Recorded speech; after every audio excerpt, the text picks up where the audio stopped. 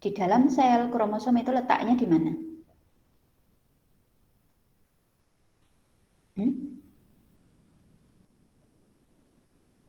Ya ingat. Di dalam suatu sel, di manakah letak kromosom?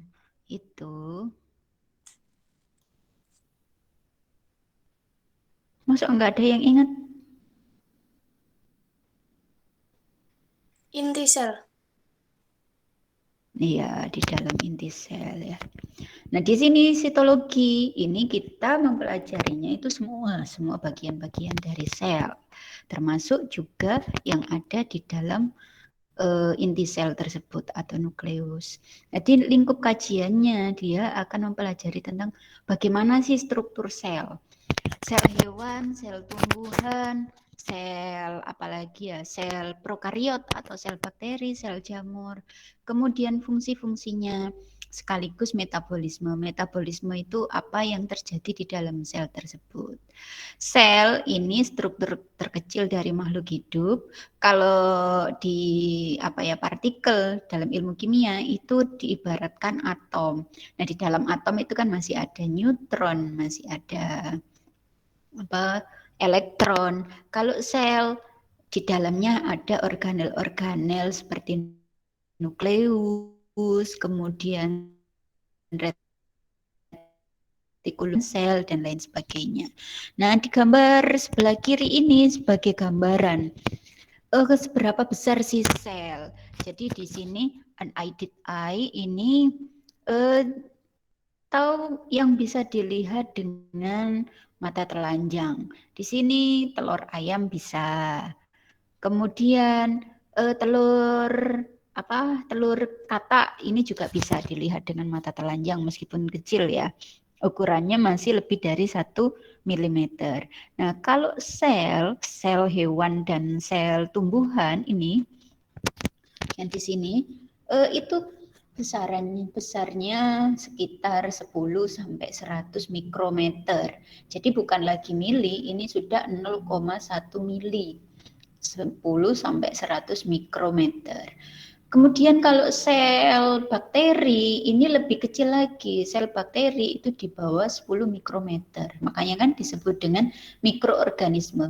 Nah, sel ini tidak lagi bisa dilihat dengan mata telanjang, unaided eye. Jadi membutuhkan yang namanya light microscope. Seperti yang teman-teman gunakan kemarin kan, mikroskop untuk mengamati jaringan. Nah, itu bisa digunakan untuk mengamati sel. Oke, masih terkait dengan sitologi. Nah, ini ada kaitan antara sel yang bentuknya atau volumenya besar dengan sel yang volumenya kecil. Itu lebih efektif yang mana sih? Nah, di sini ada bahasan mengenai rasio atau perbandingan dari luas permukaan dari suatu sel dengan volume.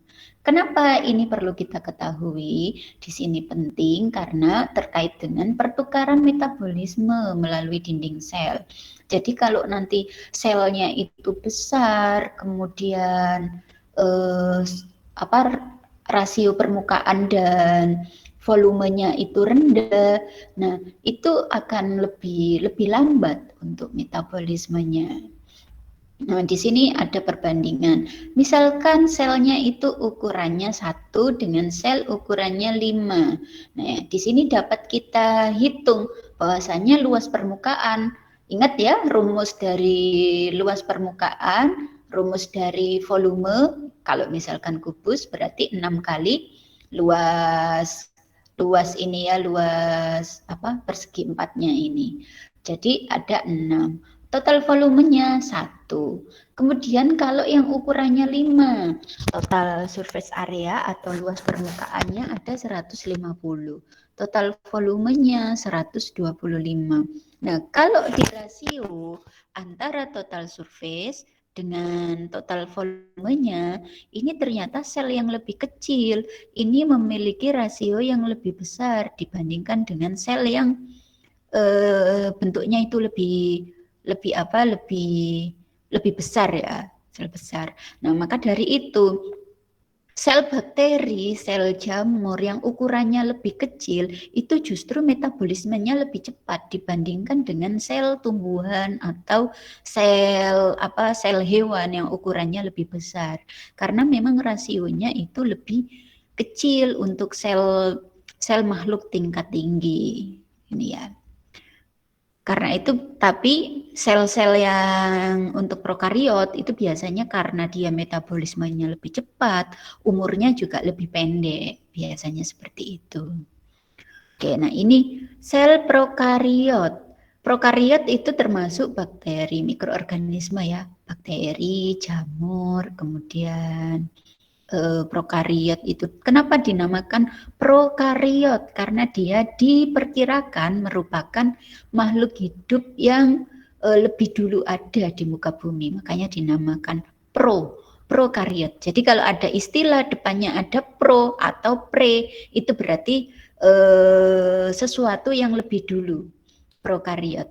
Kebalikannya prokariot, makhluk tingkat tinggi, itu ada yang dinamakan dengan eukariot. Eukariot, eu itu baru, new itu baru.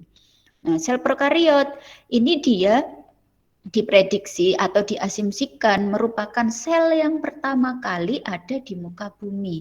Jadi sebenarnya bentuknya masih sederhana, di mana sel prokariot itu tidak memiliki membran inti sel. Jadi kalau kromosom di minggu lalu, kromosom itu kan letaknya di inti sel. Nah, karena dia tidak punya membran inti, dia tidak punya membran, jadi membran inti selnya itu tidak terbungkus, jadi kromosomnya ini itu bisa pindah-pindah di semua bagian dari sel bakteri ini. Ini sel bakteri tipe apa ya? Tipe Bacillus. Dia permukaannya itu bentuknya lonjong, bulat tapi tidak bulat kokus kayak gitu. Dia lonjong tapi tidak panjang. Nah, ini sel bakteri dalam bentuk basil.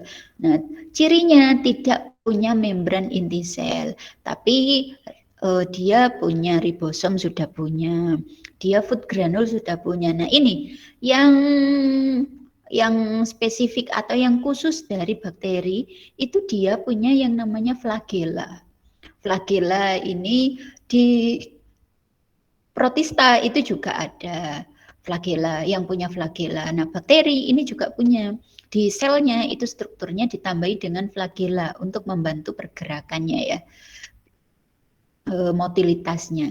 Kemudian, nah ini minggu lalu kita belajar bahwasanya bakteri itu punya atau makhluk mikroorganisme itu punya yang dinamakan dengan plasmid, di mana pewarisan sifat atau materi genetik itu ada di kromosom sekaligus ada di plasmid ini. Nah, ini bakterinya. Plasmid itu bentuknya bulat seperti ini. Beda kan dengan kromosom ini.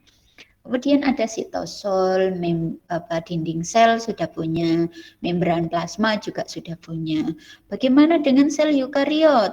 Ini sel eukariot dari hewan. Nah, dari hewan ini beda. Dia sudah punya yang namanya nukleus, di mana di dalam nukleus ini dia sudah punya membrannya ya. Membran inti sel.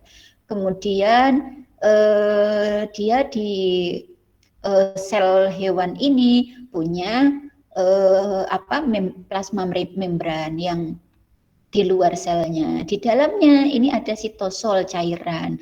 Di dalam cairan ini ada yang namanya mitokondria, kemudian badan Golgi, lisosom, sitoskeleton sentrosom, kemudian retikulum endoplasma. Nah, ini hampir lengkap.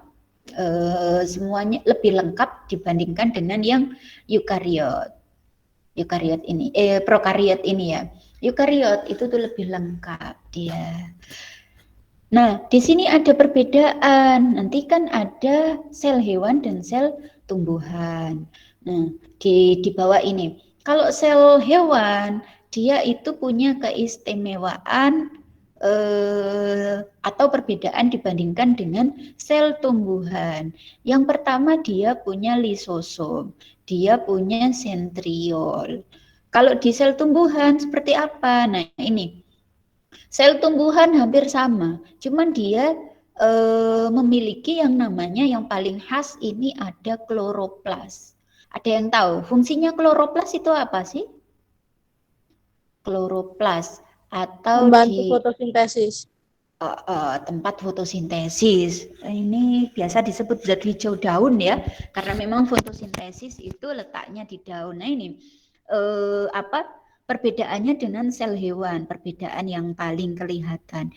Dia punya yang namanya kloroplas. Kloroplas ini akan memfasilitasi fotosintesis sehingga tumbuhan atau tanaman itu bisa memproduksi makanan sendiri, sumber nutrisi sendiri karena dia memiliki kloroplas ini. Nah, beda dengan dengan hewan. Kalau hewan dia tidak ada kloroplas di sitosolnya atau di cairannya ini adanya mitokondria ini, kemudian badan Golgi, kemudian RE ini retikulum endoplasma. Nah, di tumbuhan juga punya perbedaannya ada kloroplasnya, terus ada di sini itu namanya vakuola. Jadi tumbuhan itu ada yang punya vakuola. Biasanya vakuola ini untuk menyimpan menyimpan air, kemudian menyimpan makanan. Nah, vakuola ini. Makanya kan kalau teman-teman lihat pagi-pagi itu ya, daun-daun itu bisa terlihat ada titik-titik air. Nah, itu salah satu fungsinya nanti dia disimpan di vakuola ini. Nah, di bawah ini perbedaan dari plant cell atau sel tanaman dengan animal cell. Dia punya kloroplas. Oh, ada lagi satu hewan itu tidak punya yang namanya dinding sel. Dia hanya punya membran sel ini ya, membran plasma. Nah, tumbuhan punya dua-duanya.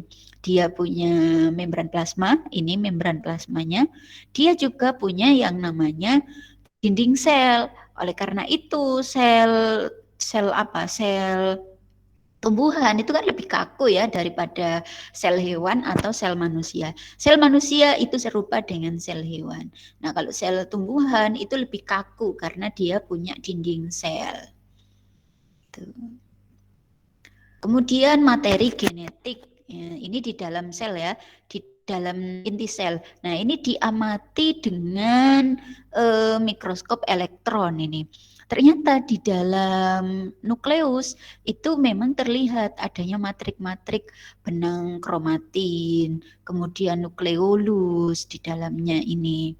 Nah, kalau dilihat secara secara dua dimensi, materi genetik itu memanjang seperti ini. Kemarin di minggu lalu kan teman-teman sudah belajar tentang ini ya, tentang kromosom. Kromosom itu kalau diurai itu nanti ada yang namanya DNA atau deoksiribonukleik asid. Nah, ini terdapat di inti sel. Ini kalau di foto secara dua dimensi, ini panjang sekali karena ini memang membawa kode atau membawa sifat dari keseluruhan makhluk hidup itu ya di kodenya ada di sini. Kalau kodenya ada kesalahan, nah ini nanti yang akan bisa menimbulkan ketidaknormalan atau diistilahkan dengan kecacatan ya. Di sini hanya materi DNA, tapi ketika dia ada kerusakan, itu efeknya akan mempengaruhi keturunannya, juga mempengaruhi fenotipnya atau penampakannya. Nah, ini gambaran kariotip minggu lalu juga sudah saya tampilkan. Nah, ini kalau kariotip di kromosom dari manusia diwarnai. Nah, ini kira-kira yang sel jantan dan sel betina yang mana? Yang kiri itu jantan atau betina? Yang gambar ini. Kira-kira dia kromosom dari sel kelamin jantan atau sel kelamin betina? Untuk yang kiri ini. Coba dilihat. Ini merupakan kariotip dari manusia. Ini juga. Nah, yang mana yang sel kelamin jantan, yang mana yang sel kelamin betina? Yang kanan jantan. Yang kanan ini jantan. Kok tahu kalau ini jantan?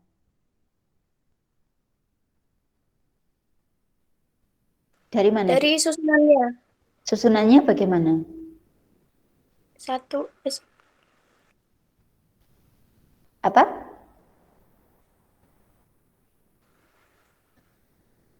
Gimana susunannya?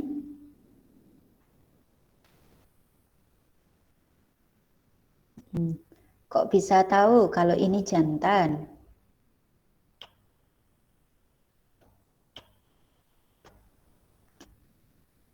Dari mananya?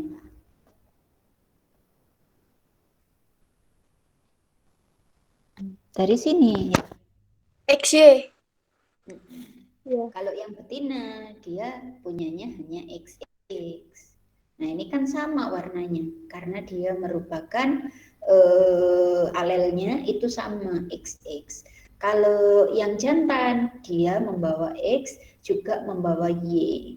Nah, inilah nanti yang membedakan ketika ada perkawinan atau pertemuan antara alel jantan dengan alel betina, nanti kalau ketemunya itu XX, jadinya anak atau keturunannya itu betina atau perempuan wanita. Nah, kalau ketemunya itu Y dengan X, itu akan ketemunya akan jadi lahirnya itu jantan atau laki-laki. Nah, mungkin nggak nanti itu ada kromosomnya dia 3 XXY atau XXX gitu mungkin.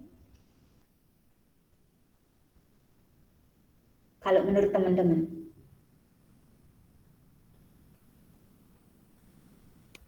Biasanya itu kan X kemudian Y ya. Atau XX. Pernah mendengar nggak ada yang seks kromosomnya itu XXY atau XXX? Pernah dengar?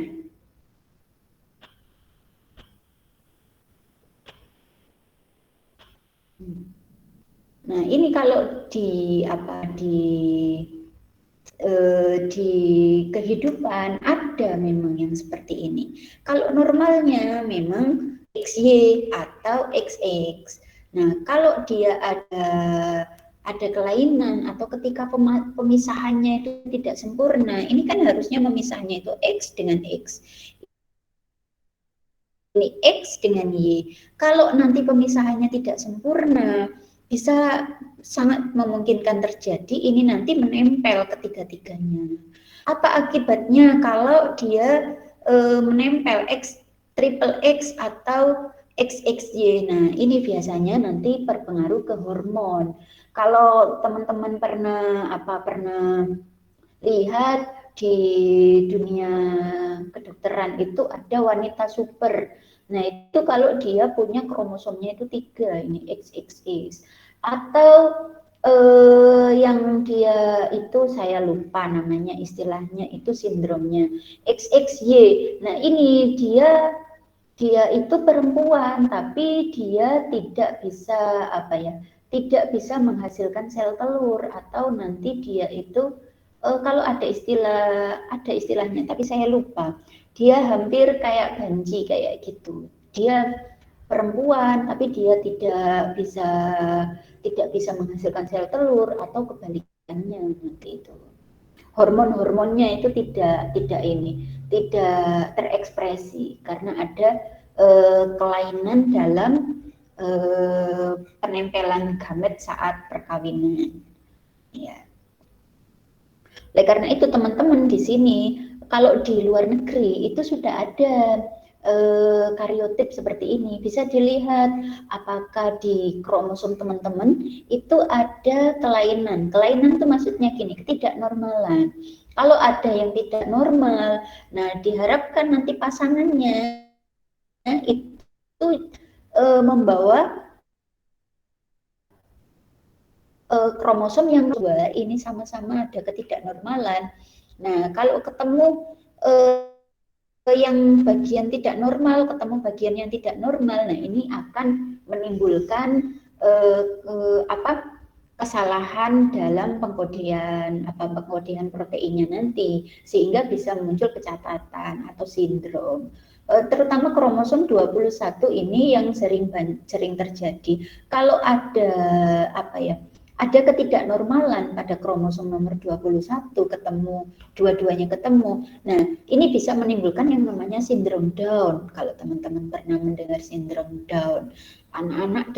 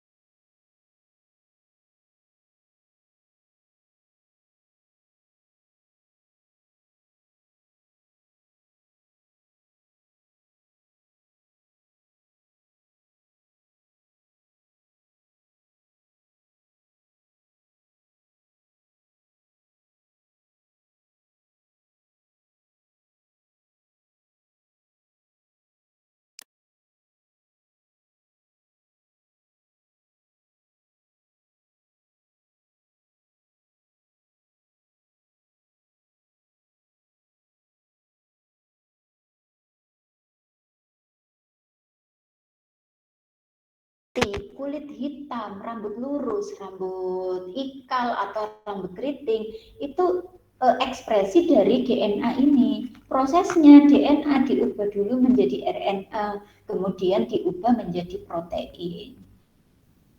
Ada yang tahu singkatan apa sih DNA RNA? Kalau DNA tadi singkatan dari apa? Deoksiribonukleik acid. Kalau RNA ini ribonukleik acid. Jadi sebenarnya susunannya sama. Ini kalau DNA diubah menjadi RNA, ini dinamakan dengan transkripsi ya. Transkripsi. DNA harus diubah menjadi RNA terlebih dahulu. RNA kemudian diubah menjadi protein yang dinamakan dengan proses translasi. Nah, kalau sudah membentuk protein, ini nanti bisa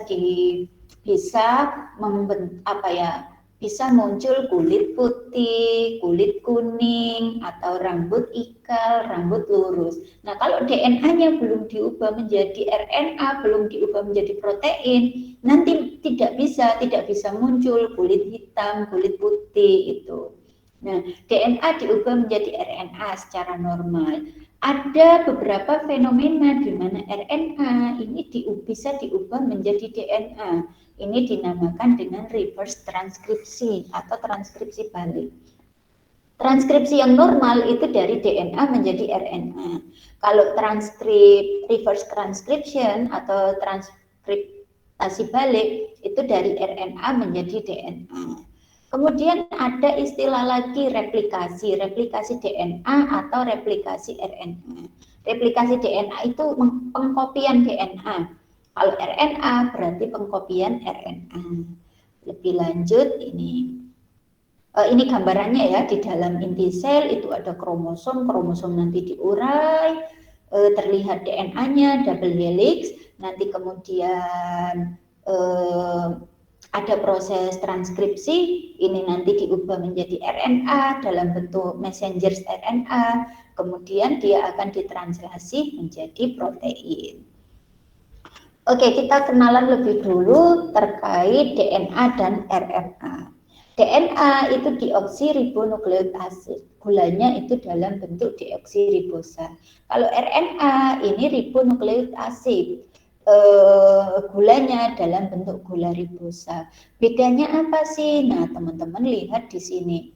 Di C nomor 5 ini ada, kalau ribosa itu dia punya OH.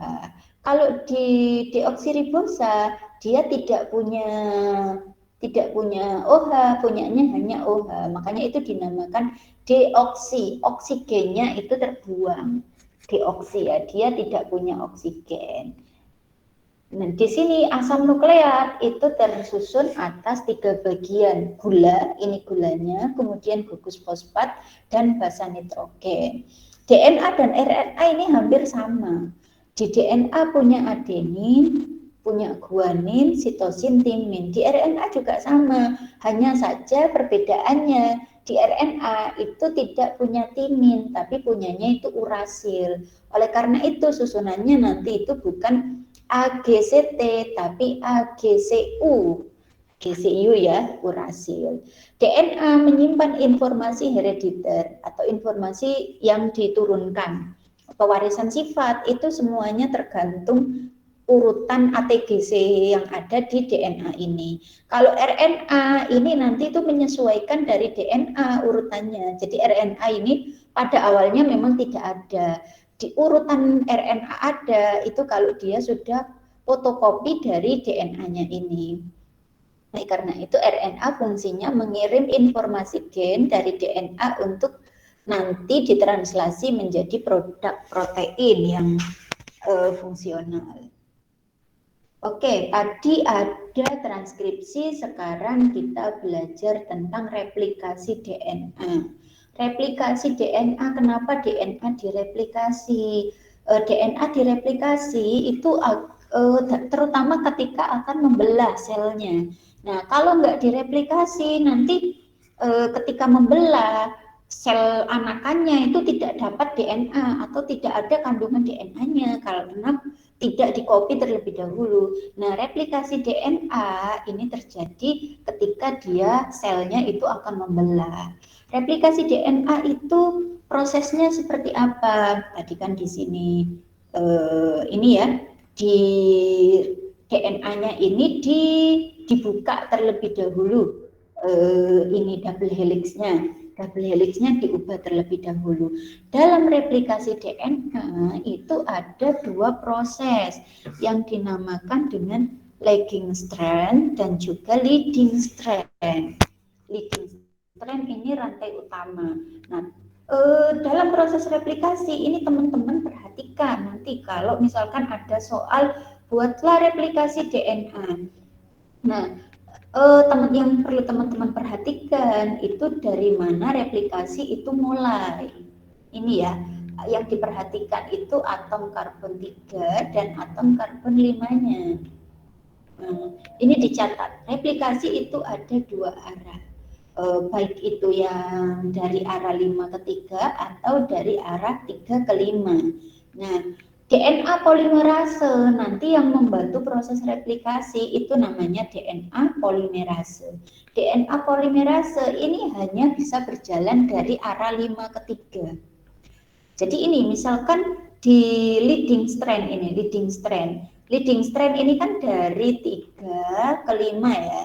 Dari 3 ke 5. Nah, ini RNA polimerasenya ini bisa mengarahkan replikasi karena dia majunya itu dari 5 ke 3. Ini 5, di sini 3.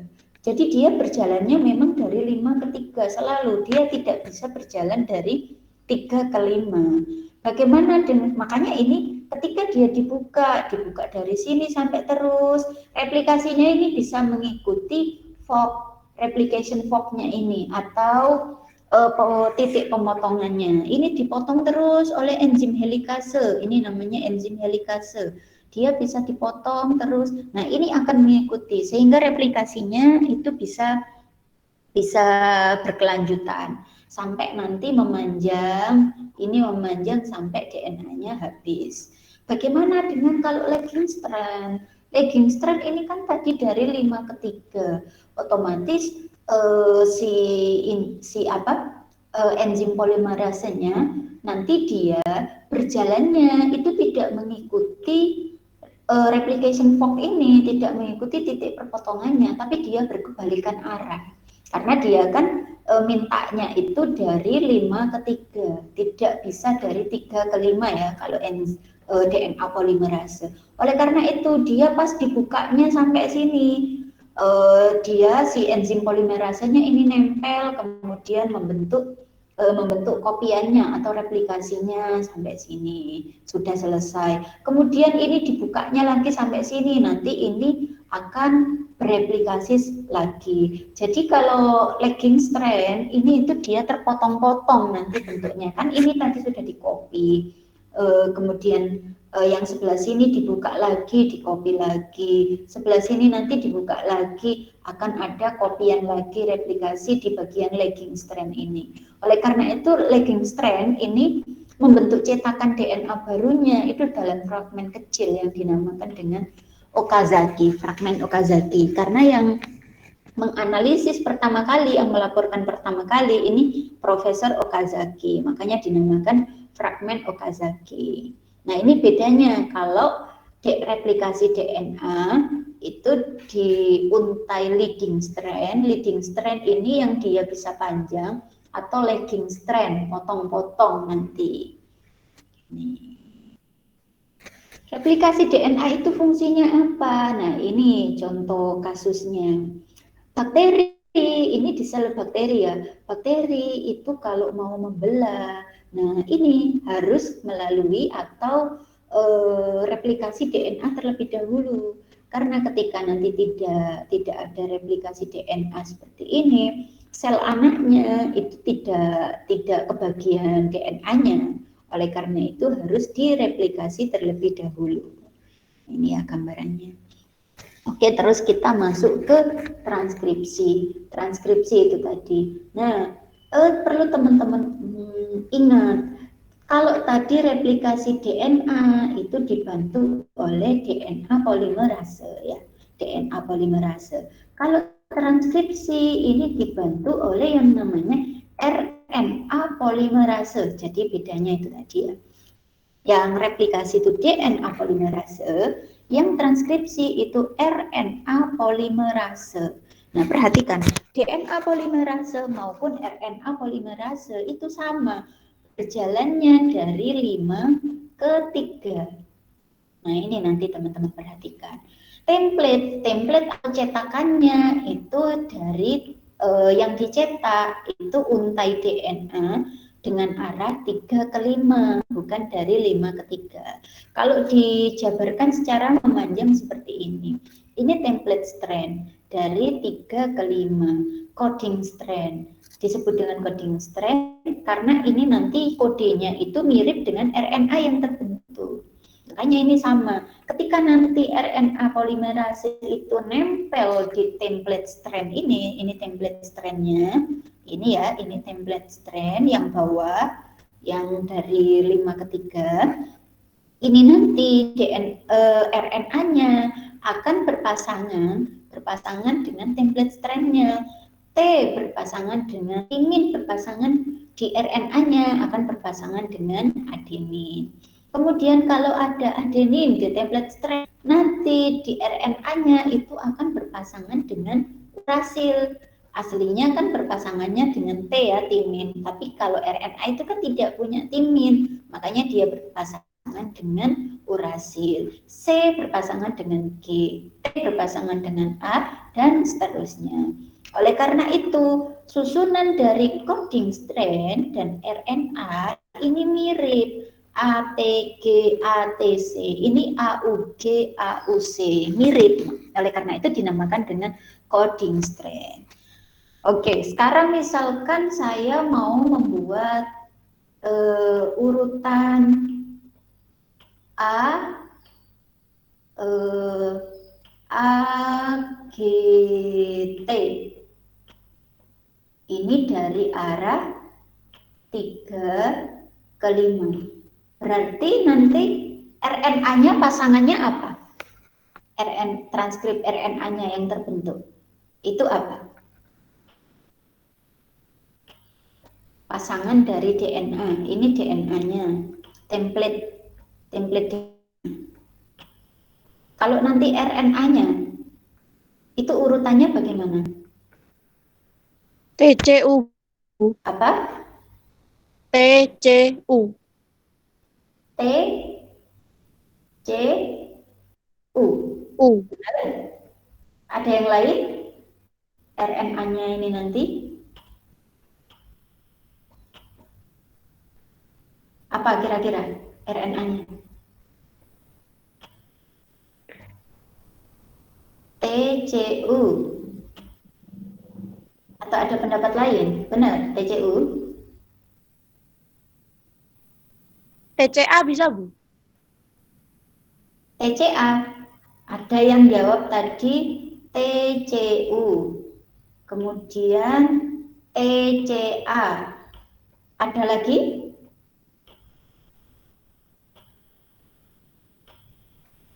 Ada lagi?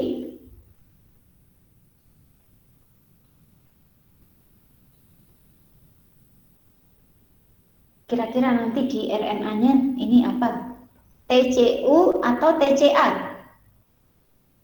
Atau ada jawaban lain? Bagaimana? A ini nanti berpasangan dengan apa?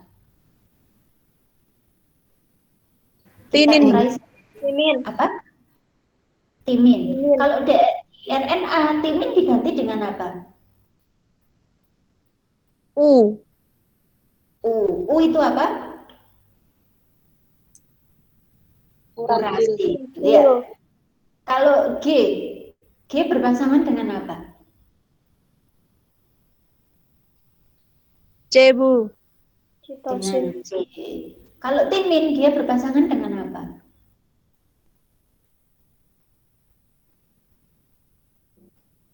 Timin ini nanti pasangannya apa? A. A. Jadi ini ya. Ini hampir benar TCA, tapi di RNA dia tidak punya yang namanya timin, jadi diganti dengan urasil. Oke, satu lagi, kemudian kita lanjut.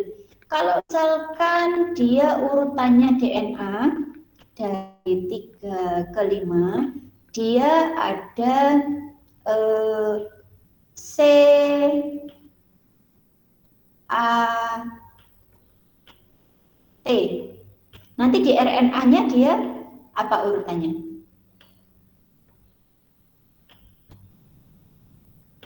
Di RNA-nya kira-kira apa?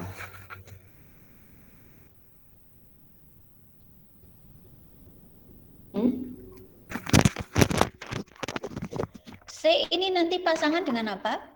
GUA, Bu. GUA, benar. GUA. Nah, seperti ini cara kita cara dari transkripsi, proses transkripsi. Ini nanti T-nya itu pasti ditranskripnya dengan A dengan U, bukan dengan T, karena di RNA itu tidak punya. Makanya ini dia memiliki coding strand, RNA itu mirip dengan coding strand-nya. Kalau saya tanya, ini berarti ini kan tadi template-nya, template, ini RNA-nya, RNA ya, RNA.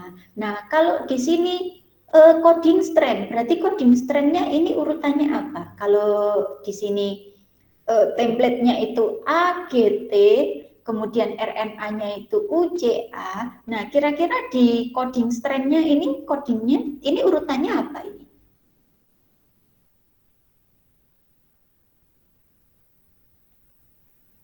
Ada yang tahu? Atau masih bingung di sini? Di coding strand-nya berarti urutannya apa ini?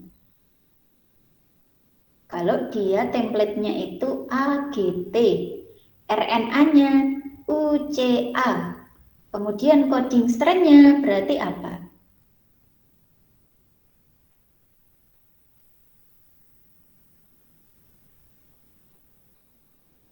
Coba lihat di sini lagi. RNA itu mirip dengan coding strand. Berarti dia coding strand-nya ini urutannya apa?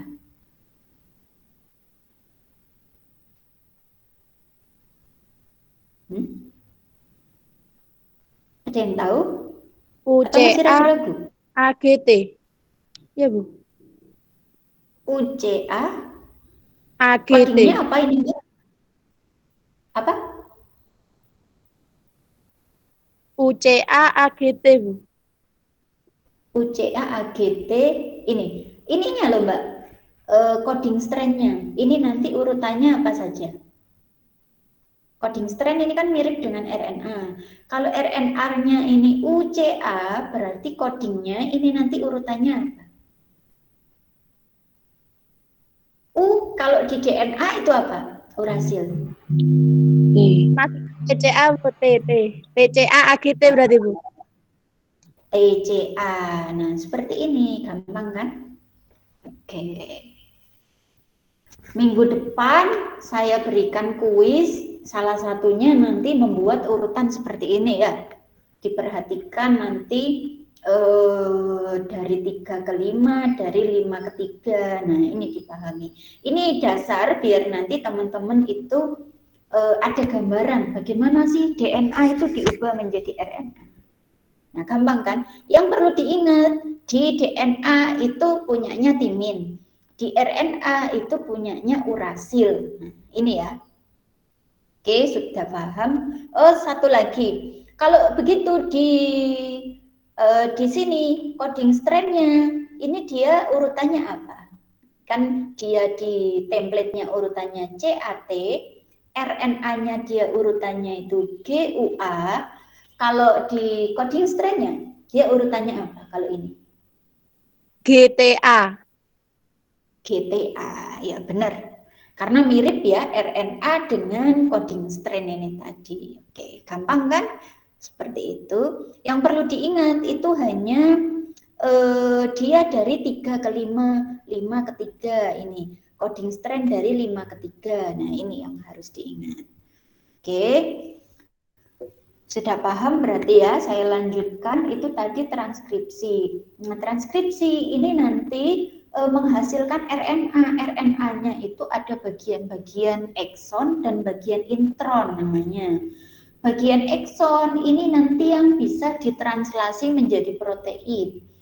Intron itu tidak bisa ditranslasi. Sehingga RNA-nya itu nanti harus dipotong terlebih dahulu, dibuang. Sehingga yang tersisa itu hanya ekson. Ekson 1, ekson 2, ekson 3 ini. Baru kemudian nanti ditranslasi. Kalau teman-teman ingin tahu lebih lanjut bagaimana sih prosesnya, nah, silakan lihat di YouTube tentang transkripsi, tentang translasi. Nah, ada ininya, ada apa simulasinya di YouTube itu sehingga mudah untuk memahami. Oke. Kemudian tadi kan RNA. Nah, RNA hasil dari transkripsi dari DNA ini tadi, DNA ini tadi kan ditranskripsi menjadi RNA ya. Nah, ini tuh ada 3 tipe. Ada yang namanya mRNA, ada yang namanya tRNA, atau ada yang namanya lRNA.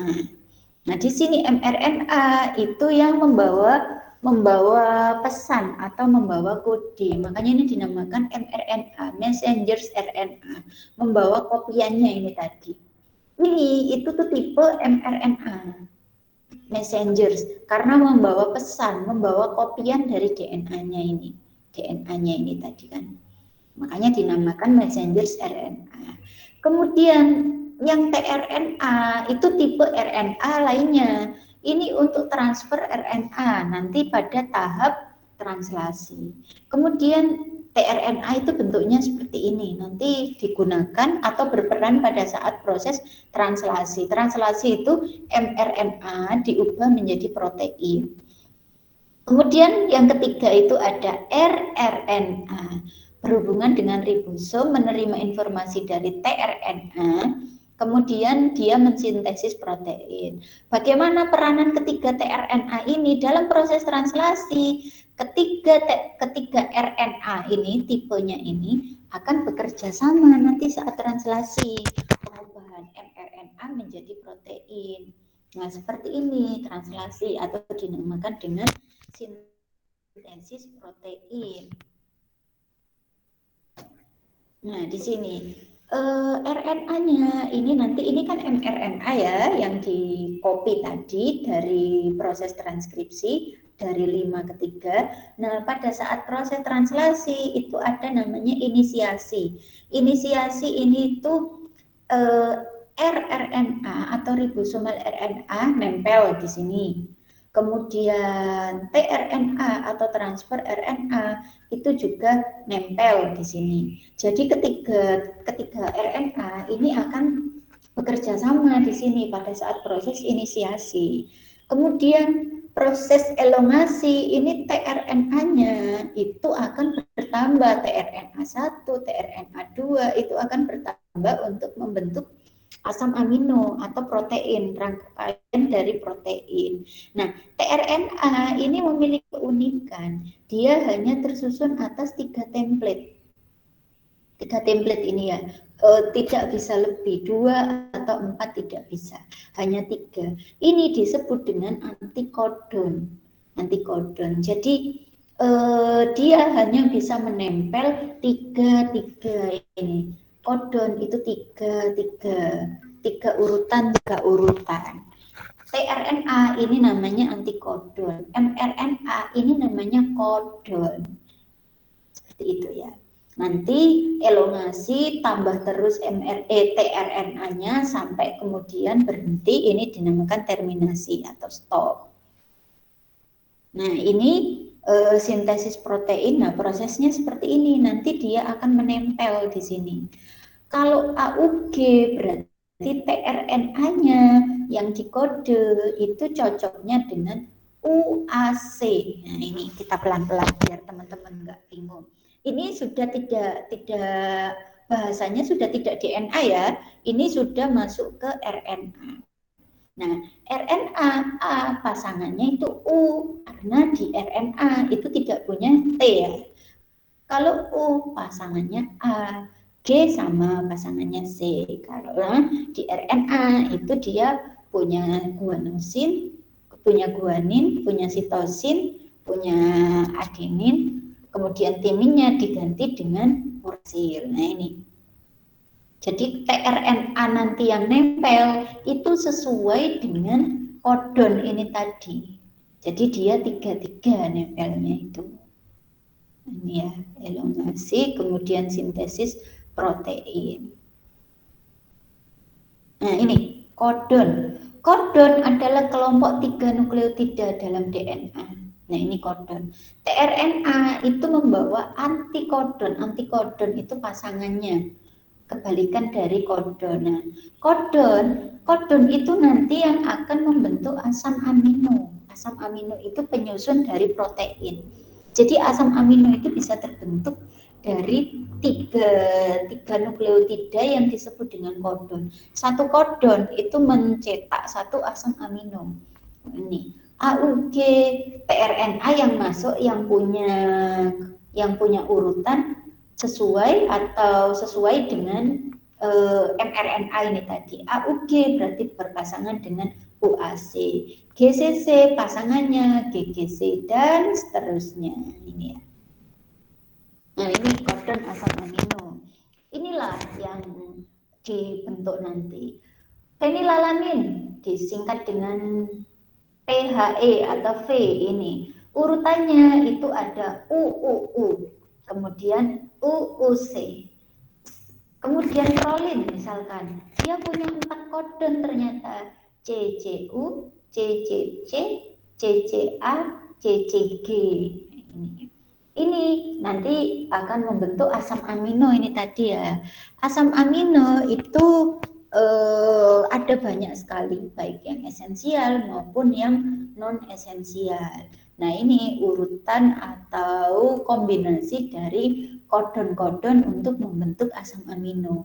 Kalau nanti misalkan ini fenilalanin itu harusnya kan UUU ya, ada mutasi. Ternyata kemudian terbentuknya UUA. Nah, asam aminonya yang terbentuk bukan fenilalanin lagi, tapi jadinya leusin. Nah, inilah yang membedakan. Makanya kenapa ketika dia ada mutasi, misalkan seharusnya kalau dia ada fenilalanin itu kulitnya putih, kulitnya hitam. Kemudian ternyata yang terbentuk itu asam amino leusin. Dia jadi tidak punya pigmen, menjadi albino atau cacat. Nah, inilah dia harusnya darah yang normal itu mengandung yang namanya ini, misal lisin di sini. Darah yang normal itu urutannya AAA karena nanti akan membentuk lisin. Ternyata ada mutasi sehingga urutannya itu tidak AAA menjadi GAO misalkan, menjadi asparagin. Ternyata aspartat ini dia menjadi penyakit hemofilia misalkan. Nah, inilah kalau ada salah kode itu nanti mempengaruhi protein atau amino yang ditranslasi atau dihasilkan, sehingga makanya ada orang sakit hemofilia, ada orang cacat tangannya tidak tumbuh, kakinya tidak tumbuh. Nah, ini bukan karena kalau orang cacat itu karena kutukan atau apapun. Jadi secara genetika dia memang ada ketidaknormalan saat proses transkripsi maupun translasi. Oke, ini fenomena reverse transkriptase. Reverse transkriptase itu transkripsi balik ya. Kalau tadi ada transkripsi itu dari DNA ke RNA, kalau reverse transkriptase ini dari RNA ke DNA. Nah, ini terjadi pada retrovirus. Makanya teman-teman itu kita bisa memprediksi kemarin coronavirus itu dia ketika mulai menjangkit manusia itu persebarannya langsung jadi wabah, langsung jadi pandemi gitu kan. Karena memang virus dia bisa mengcopy materi genetiknya secara cepat melalui reverse transkriptase ini. Secara normal DNA menjadi RNA. Kalau RNA-nya bisa diubah menjadi DNA, nah kopian dari DNA nanti menjadi RNA, menjadi protein, ini peluangnya semakin banyak karena DNA-nya akan banyak sekali ya, karena dia punya mekanisme yang namanya reverse transkriptase ini atau transkripsi balik ini.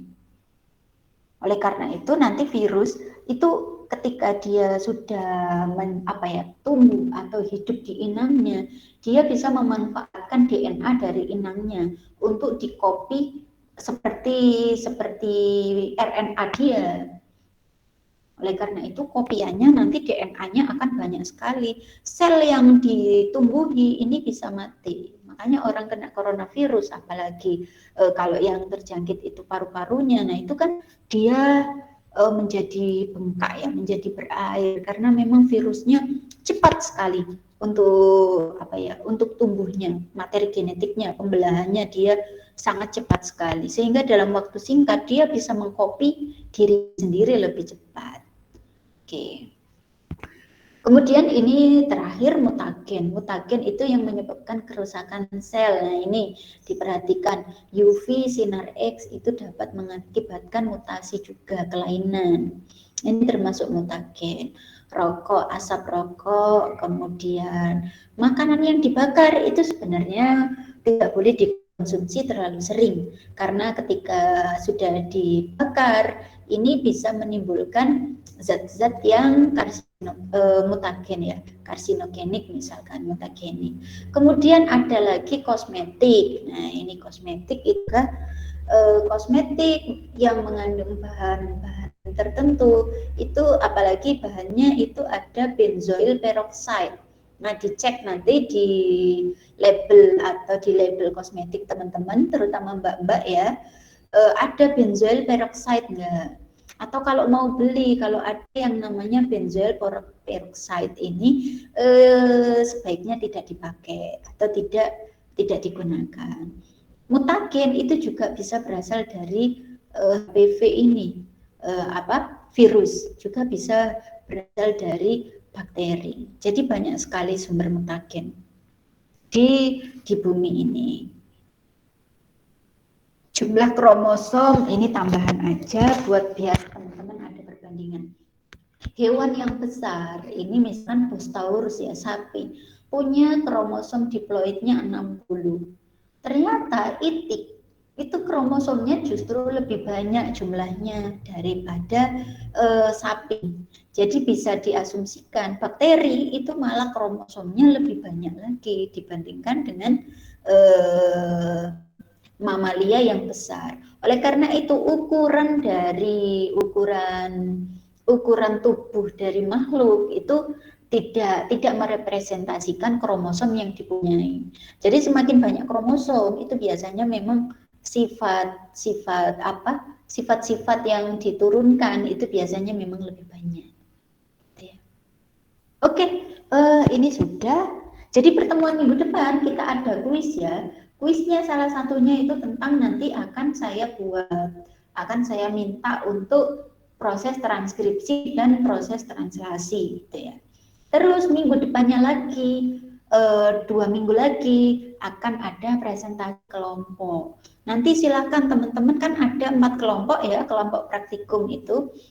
Nah, kelompok 1-2 ini di 2 minggu lagi presentasi, kelompok 1 tentang reproduksi tumbuhan, kelompok 2 tentang reproduksi hewan. Kemudian 3 minggu lagi untuk yang kelompok 3 itu akan presentasi metabolisme tumbuhan, kelompok 4 akan presentasi metabolisme hewan. Itu ya. Jadi untuk pertemuan yang dari saya hari ini terakhir. Kalau misalkan nanti masih ada waktu akan saya berikan lagi, tapi minggu depan tidak ada pertemuan, kita akan mengadakan kuis ya. Kuisnya nanti entah di Edmodo, entah di Quizizz, nanti akan saya informasikan lebih lanjut, gitu ya. Monggo kalau ada yang diskusi atau ada yang ditanyakan terkait dengan materi hari ini atau terkait dengan presentasinya minggu depan. Sudah jelas ya. Di sini 4 kelompok, sebenarnya bebas, 4 kelompok itu boleh kelompok praktikum atau kelompok apa ya. Kalau mau bikin kelompok lagi nggak apa-apa. Satu kelas pokoknya ada 4 kelompok ya. Bu, apakah 2 minggu lagi itu harus kelompok 1 dan 2? Tidak, kesepakatan aja. Bisa kelompok 3, 4 terlebih dahulu, bisa kelompok 2, 3 terlebih dahulu, saya persilahkan. Nanti bisa diundi kalau teman-teman mau diundi. Yang pasti kelompok 1 itu tentang apa tadi? Tumbuhan ya. Kelompok 1 itu reproduksi tumbuhan, kelompok 2 reproduksi hewan, kelompok 3 metabolisme tumbuhan, kemudian kelompok 4 metabolisme hewan. Oke? Sudah jelas ya tugasnya ya, tugas presentasinya nanti. Untuk hari ini ada yang ingin ditanyakan atau didiskusikan? Saya persilahkan.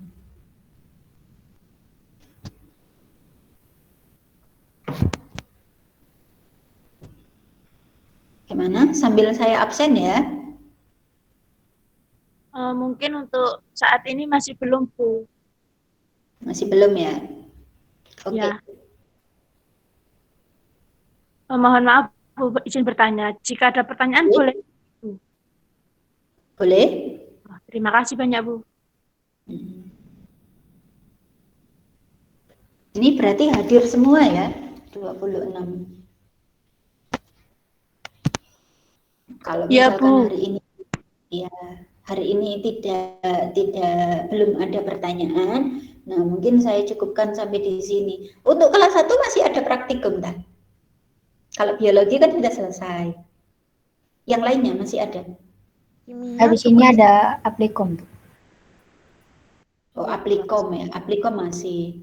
Kimia masih banyak. Kimia sudah, Bu. Kimia sudah ada selesai. Mas ya? Masih tinggal 1. Ya. Kimia masih ada 1, terus ada aplikom. PIP udah selesai. PIP setelah UTS katanya tidak ada praktikum. Oh, tidak ada praktikum. Oke, berarti tinggal ini ya, tinggal aplikom saja. Nah, untuk tugas-tugas, nah itu diselesaikan PKPM itu terutama ya. PKPM berarti minggu ini atau minggu depan? Saya kok lupa. Minggu depan ya? Selasa depan besok.